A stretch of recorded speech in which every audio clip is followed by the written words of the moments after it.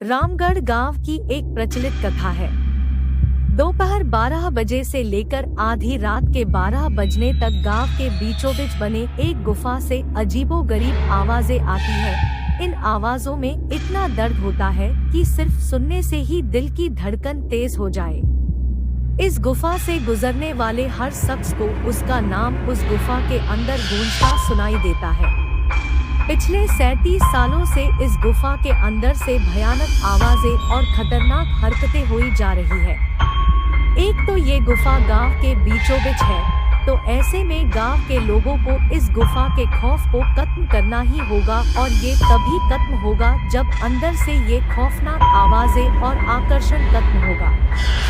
साल 2013 की बात है, जब दो पैरानॉर्मल इन्वेस्टिगेटर राजू और अनमोल को इस गुफा का रहस्य जानने के लिए बुलाया जाता है। दोनों गुफा की ओर जाते हैं, तभी गांव का एक आदमी गोपाल उन दोनों से कहता है, गोपाल साहब जी, आप लोग अंदर जाने की जिद छोड़ दो।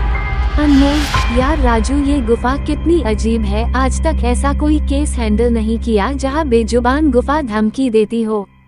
राजू, भूतिया जगह हमेशा अजीब और खतरनाक ही होती है। बस अब सोचन कम कर और टॉर्च की मदद से पिक्चर कलेक्ट कर। अनमोल गुफा की हर तरफ से पिक्चर कलेक्ट करते करते आगे बढ़ने लगता है। अनमोल को तभी बड़े बड़े कदमों की आवाज सुनाई देने लगती है। ये आवाज उसके ठीक बगल से आ रही थी। वो उस कदमों के आवाज का पीछा करते करते गुफा के आखिरी ओर पहुंच जाता है। उसे गुफा के अंत में एक दरवाजा दिखाई देता है। उस दरवाजे पर लिखा था, दूसरी दुनिया का दरवाजा। अनमोल मन ही मन में ये सोच रहा था कि ये दरवाजा कहीं दूसरी दुनिया का तो नहीं। तभी उसे दरवाजे के उस पार से एक आवाज सुनाई देती है, अनमोल बेटा, मैं तुम्हारा दादा, मेरे पास आ जाओ बेटा। अनमोल, बाप रे, ये कैसा दरवाजा है, ये तो मेरे दादाजी की आवाज है। अनमोल को उस दरवाजे के पीछे से उसके दादाजी की आवाज सुनाई दे रही थी। वो सुनकर अनमोल खुश और इमोशनल हो रहा था। इसी इमोशन में वो एक गलती करने जा रहा था। उसने दरवाजा खोलने के लिए हाथ आगे बढ़ाया कि तभी पीछे से राजू की एक चीख पूरे गुफा में गूंजने लगी। राधा चुपचाप खड़ा रहा। इसके बाद अनमोल राजू को उस दरवाजे की ओर चलने का इशारा देता है। दोनों उस गुफा के अंत में उस दरवाजे की ओर पहुंचते हैं जहां से दूसरी दुनिया का रास्ता शुरू होता है।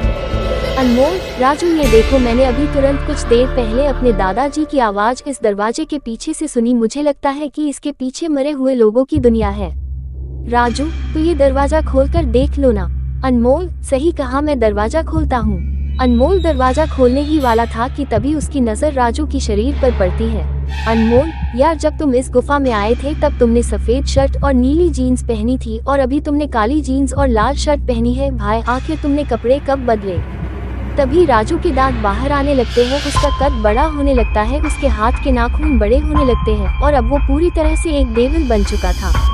वो डरावनी हंसी के साथ एक भारी आवाज में कहता है। इसके बाद अनमोल भागने की कोशिश करता है, लेकिन सामने वो राक्षस खड़ा था। अब एकमात्र रास्ता वो दरवाजा था। उसने सोचा ये दरवाजा इस गुफा के बाहर जाने का रास्ता होगा। अनमोल खुद की जान बचाने के लिए दरवाजा खोल देता है। उसको दरवाजे के अंदर पूरा अंधेरा दिखाई देता है। उस दरवाजे के अंदर से रोने और चिल्लाने की आवाजें आने लगती हैं।